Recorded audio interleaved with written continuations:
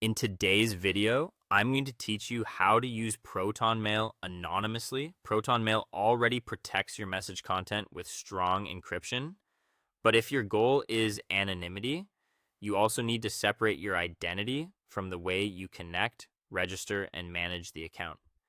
In this walkthrough, I'll show you how to do that carefully and in the right order.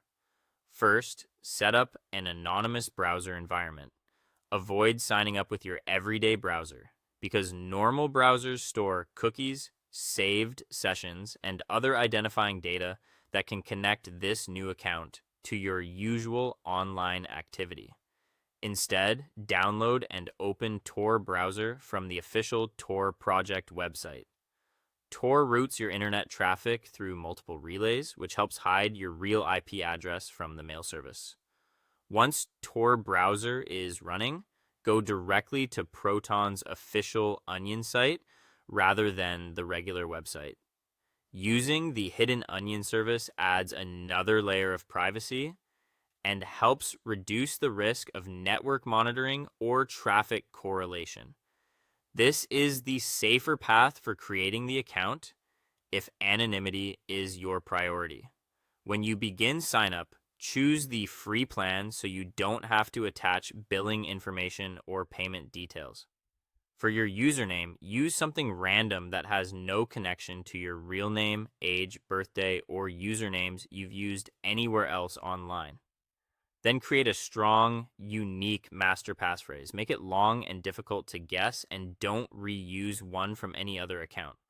During registration, you may be asked to complete a human verification step. If the system offers phone verification, do not use a personal number.